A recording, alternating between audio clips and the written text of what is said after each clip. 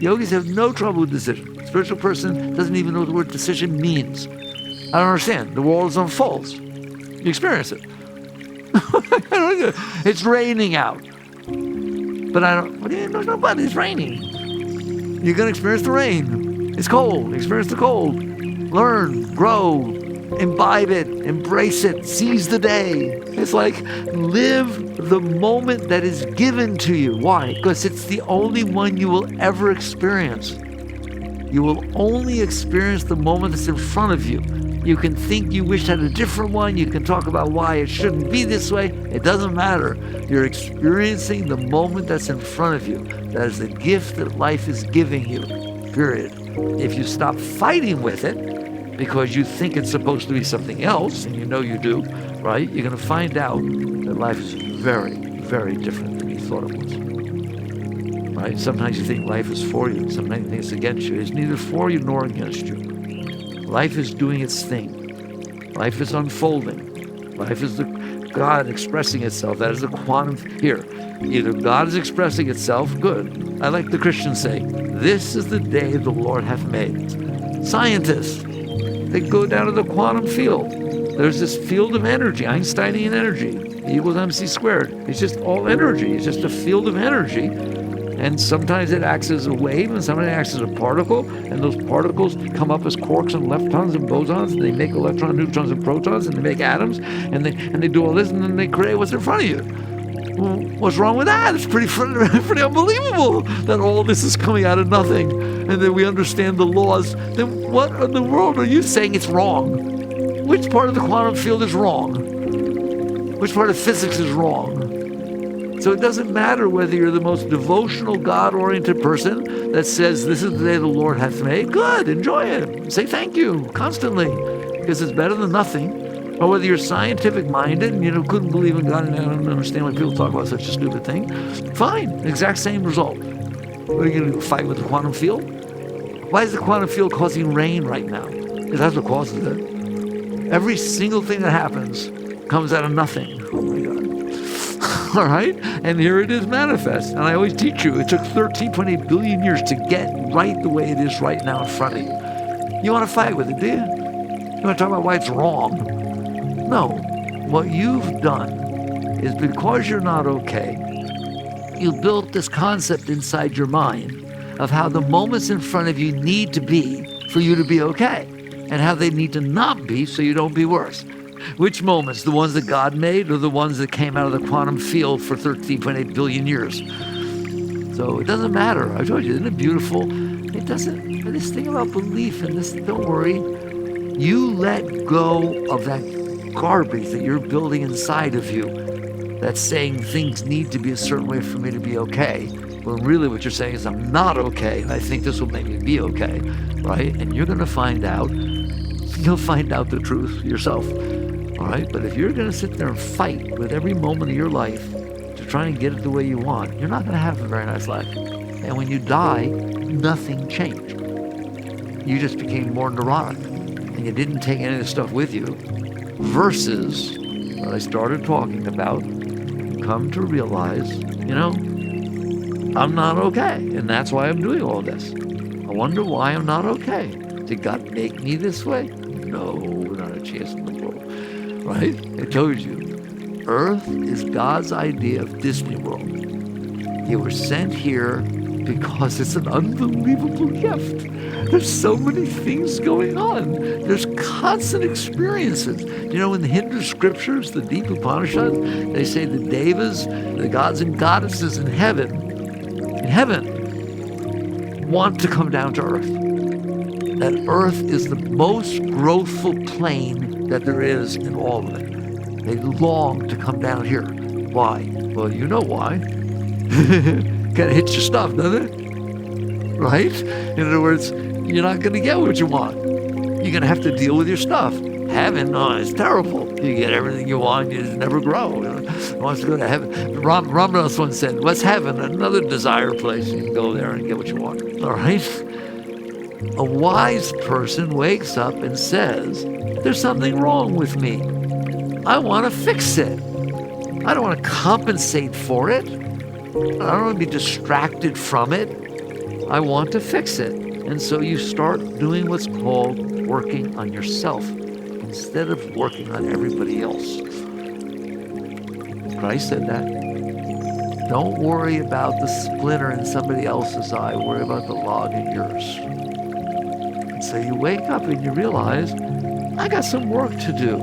And the work isn't on manipulating, controlling everybody else so they behave the way I need them to because I'm a sick person. Right? Don't talk about that. You know I don't like to talk about that. I told you not to talk about that. Go sleep on the couch.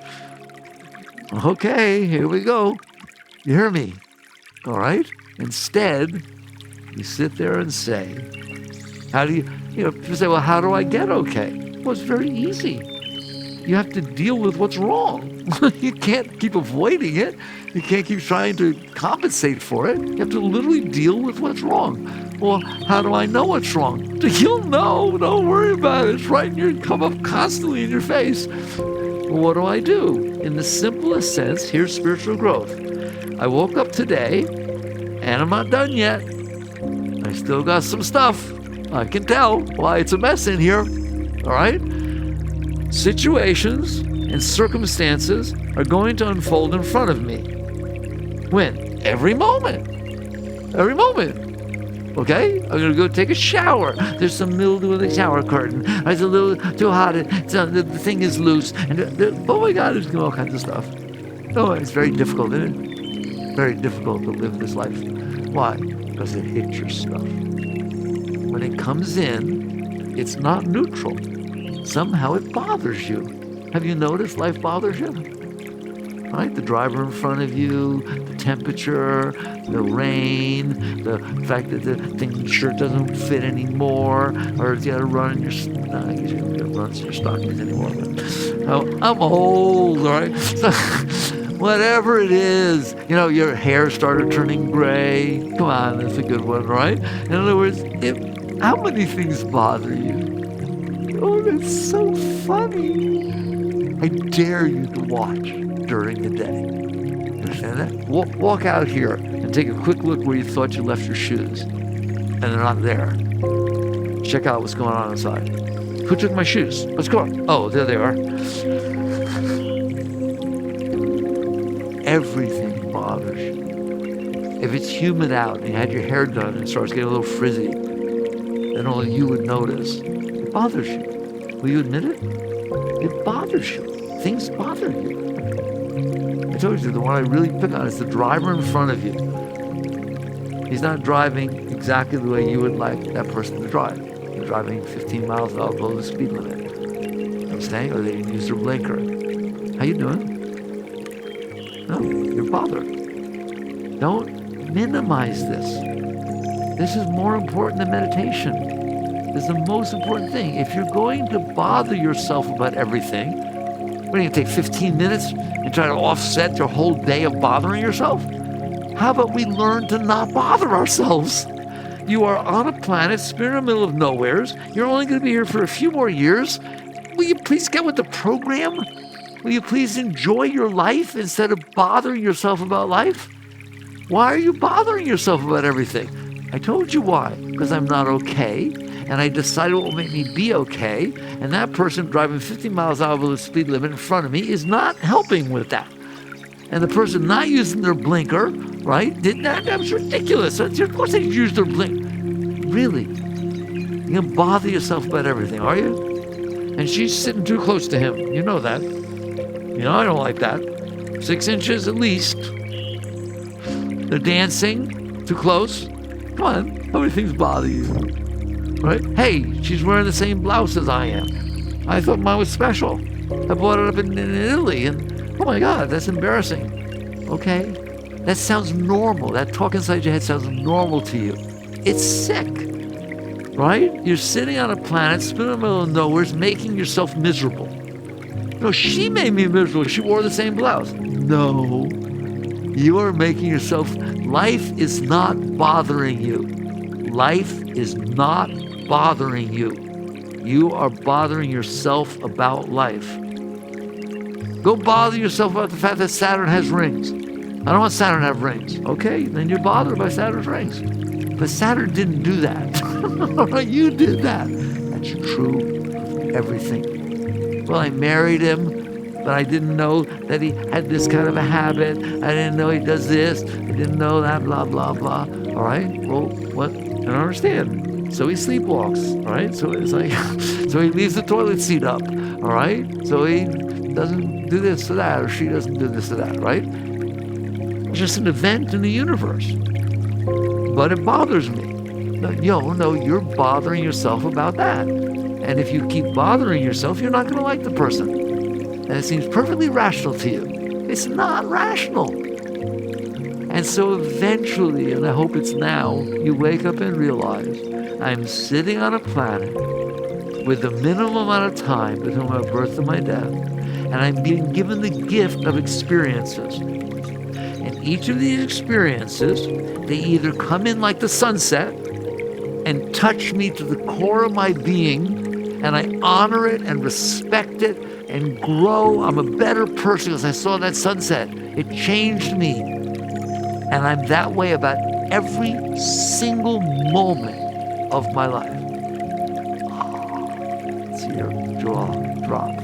Every moment is just like the sunset. Whatever it is, I grew from that situation. It fed me. I learned. I became more open. All right? You can't do that. Why? Because it hit your stuff. Not because of the situation. All right? It's because it hit your stuff. So he comes in, you try to play tennis, hit into the net every time, and people are watching. Okay? Oh, they just happen to be there. Don't believe me, they're not watching. All right? But they're there, and you have a terrible experience. It was the worst experience I ever had. I'm never going to a tennis court again. It was embarrassing. It was ridiculous. I couldn't get the ball over the net even once. I was so sorry I ever went. Wow, congratulations. You just ruined your life. All right? Versus, wow, I had no idea what tennis was like. But I really respect now the players I saw on TV once, right? How good they really are. It's not even easy to get the ball over the net, right? And you just had a good time and you learned, right? And I hope sometime I can go back and see if I can get better, right? And like, which way you want to be about all of life. Yeah, we were in love, and it was an amazing experience. So it felt like we were going to live our whole life together. And lasted 3 days, right? And and then I went through this divorce, right? And it was amazing how you could love somebody so much, and now there's not so much love during the divorce, right? It's just amazing. What an experience. Oh my God. I can't wait. If I get another relationship, I'm going to do better.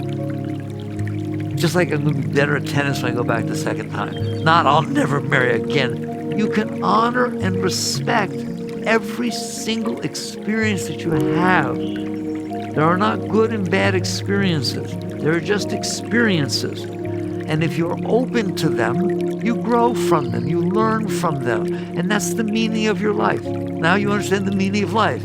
That when you leave, you're a higher being than who came down. Period. There's a saying, Earth is a place where souls are sent to evolve. I love it. I read it in the 70s in the Theosophical Science somewhere, right? Earth is a place where souls are sent to evolve. That's the meaning of life. How are you doing? Because what you've defined is Earth is a place where you can try to get what you need in order to be okay and avoid what you don't want so you don't get worse, right? Well, that doesn't sound like you're evolving. That sounds like you're trying to purposely not evolve. Don't talk to me like that. Don't do that. I don't like that. Oh, do that more. I like that. Right? In other words, I don't want to evolve. I want to stay how I am. Okay? I want to stay how I am, and I want you all to match me every moment. All right? That's the difference between a worldly life, where you're out there trying to build your life in the world, and a spiritual life where your work is inside. You don't deny the world. You don't renounce the world. It's your friend. Why? It's hitting your stuff. It's what you're learning. It's your teacher. It is your teacher.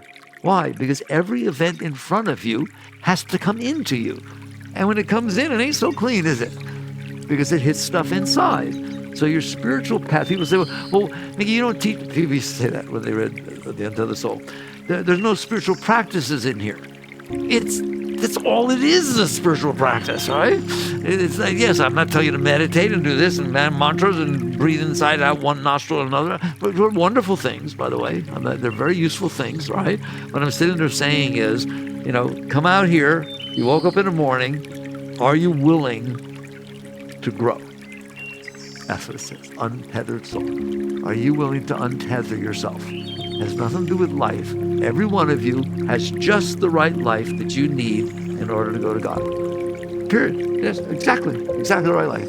And every moment that's unfolding in front of you is exactly what you need in that moment to rise you spiritually. That's how perfect everything is. But it doesn't look like that, does it? It doesn't look like that because I'm not getting what I want. Because you define the darn thing wrong. You define the meaning of life as getting what you want and avoiding what you don't want. Can I make it by without too much pain? And can I get some joy once in a while? Right? That's not the meaning of life. The meaning of life is to get rid of the reason you're not okay. Now, why am I not okay? Why do I have to do all this? Why can't I just be happy? That's when the garden. When you're in the garden, before you fell out of the garden, the fall from the garden, you hear me? What it's trying to portray is you're always okay.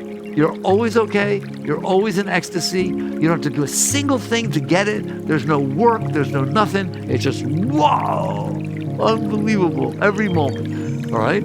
That's what it means to return to the garden. You can return to the garden, period. Well, why am I not? Because you did the following thing. It's very important to hear this. You were experiencing God. You were experiencing life. It was coming in. It was touching you. But then something happened that when it came in, it wasn't comfortable. Nobody says, oh, it'll be comfortable. It comes in. It's yin to yang. You feel everything. Some vibrations are nicer than others. Some sounds are nicer than others. But they're still just sounds. They're just vibrations in the universe. Okay, fine. So when it comes in, it feels a little awkward. But then it goes. Yes or no? Didn't everything come and go in your entire life? Nothing has ever stayed. It doesn't stay for a moment. No electrons ever in the same place. It's all comes and goes. The problem is when it wasn't comfortable, this is called the evolution of the soul. When it came in and the vibration wasn't comfortable, whatever it was, a rattlesnake, a divorce, let's say simple, a rattlesnake, a sound, a color, that just came in and vibrated wrong. Didn't feel comfortable when it came in. So what? It's like hitting a tennis ball into the net. Yes, we go through lots of experiences. That doesn't mean you never play tennis again. So it comes in and you let it go. There, that's the spiritual technique. Let it come and go. But if you can't handle it, and that's the question, the evolution of the soul. Earth is the place where souls are sent to evolve. I mean, souls evolve. I thought souls were perfect. They are perfect, but they fell from the garden. Why? Because they got too involved in the vibrations they like and the vibrations they don't like. Instead of just letting it come and go, they sat there and said, I don't like this. I don't like this when it comes into me. Therefore, I don't want it coming into me. I don't like what it feels like, so I don't want it to happen. That very statement, right? I don't like what that color looked like. It shouldn't be there. Who are you? You didn't make the color. You didn't create the universe. But you just let it come and go. Don't worry, it's coming and go. No, I don't like it, therefore it shouldn't have happened. Wow.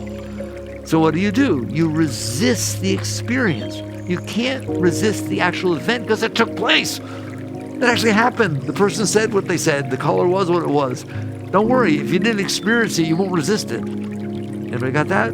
Right? You had to experience it first. Now you're gonna resist the experience. I hope you're listening to me. That is why you're not okay. That is every single thing. You're there, you're experiencing creation as it was made. It's unbelievable. It's constantly changing. You're growing. It's the most perfect experience. It's God. That's all. All right? It's just God. It's so high. And it just comes in and you're growing and you're growing and you're growing and you're growing, right? But then an experience happens that you're not comfortable with. And instead of, okay, this is neat. This is an experience I'm comfortable with. Let it go. Right? You said, I don't want it to have happened. It should not have happened. And I'm not going to experience this. And you suppressed it. You pushed it away inside, and it got stuck inside of you. Listen to me. I swear to you, this is what happened, okay? And you pushed it away. Where did it go? It got stuck inside of you. What got stuck? The energy of the experience, the whole pattern, the colors, the sound, the taste, the feelings, everything. You pushed it. It's called the samskara. That's what they call it in the ancient scriptures, thousands of years ago in yoga, all right? And you pushed it away and you held it there. Well, so what? At least I didn't have to experience it. You did experience it, you just didn't let it go. Now it stays inside of you. Now when something outside reminds you of it, even though it isn't happening, you feel bad. You feel scared. I had a bad relationship. I don't want to deal with anybody ever more. And no, you had a bad relationship, you learned from it, and whatever happens next. You're an open being, you're clear. It's what the Buddhists mean by empty mind. But you didn't have an empty mind. Why? Because you stored this stuff that bothered you inside your mind. So now you have a bothered mind. And I swear to you, how many times have you done that? How about 700 billion? Right? Do you understand that psychology tells you that if your sister got the red bicycle when you wanted the red bicycle when you were 6, right? Then you don't like your sister so much.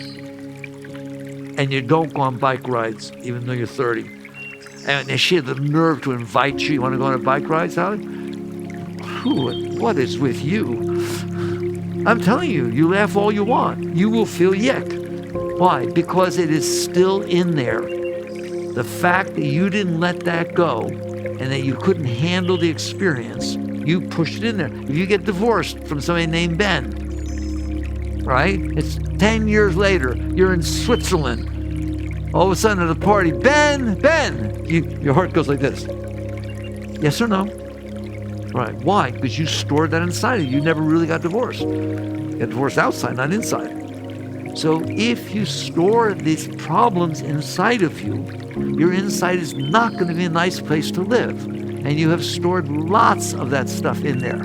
So one, it's in there bubbling up, trying to release. It's always trying to release. So it keeps coming up in your dreams. It comes up in your thoughts. So now you're afraid of everything, or now you're just whatever it is, okay? If they were good experiences, you didn't let them go because you wanted to keep them. If they were bad experiences, you didn't let them go, you didn't want to experience them. Well, what's wrong with good experiences? Nothing. Enjoy the experience, but don't try to keep it. Otherwise, you won't enjoy the other experiences because you wished it was that one.